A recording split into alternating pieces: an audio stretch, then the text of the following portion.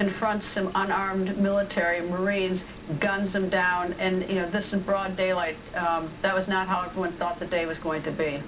You're exactly right. The shock and the sadness can't really be overstated. On the other hand, everybody is really pulling together. Everybody's been very proud of our police officers and the responders, and Chattanooga is very proud of their city, and everybody bands together, and that's what I think everybody will do. Chloe, thank you. Thanks for having me. Coming up, I'm going to talk to you off the record. My thoughts on the attack on our military right here at home. That's next. Breaking news there, a tragedy the mayor calls a nightmare.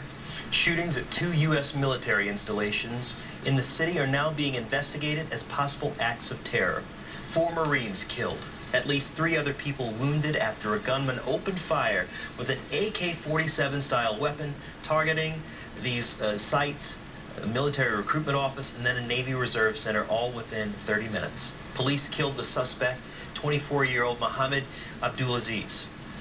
He was born in Kuwait and had Jordanian citizenship, but he was a naturalized U.S. citizen and had recently traveled to the Middle East, but he was not in any of the U.S. databases of suspected terrorists.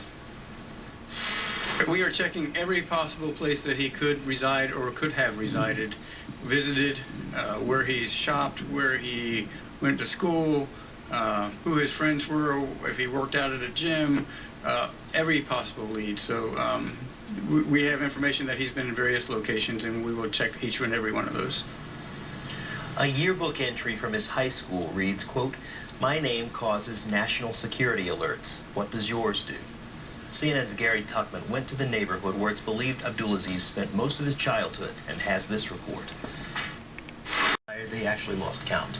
The source tells us Abdulaziz was carrying 30-round magazines, which helped him keep police back for some time. CNN's Victor Blackwell has more on how the attack played out. He's there.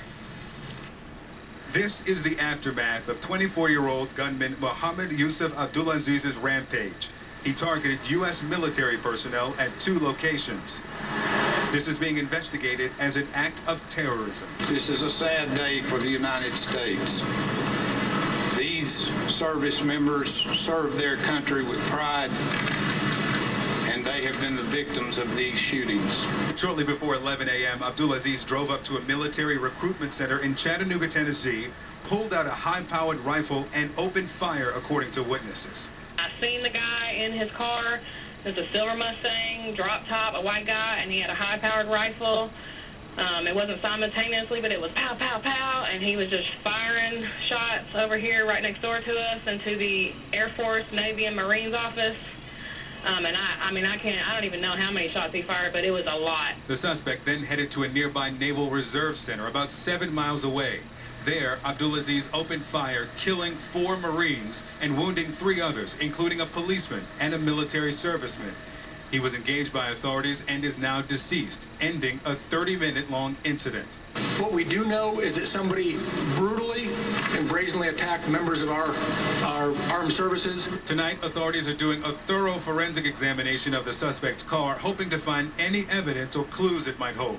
It is believed that he acted alone. FBI and ATF are actively investigating and have declared it a federal crime scene.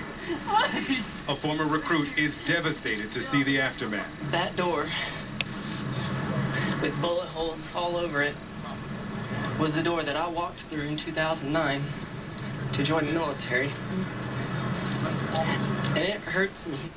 And one of the things that both the media and investigators are hoping to find in situations like this is video, possibly surveillance video. Well, we've learned from the property manager at the Lee Highways location where that recruitment center is, that there is one surveillance camera that points at the parking lot right next to the recruitment center, and we're told that the FBI has been in contact to try to get that video.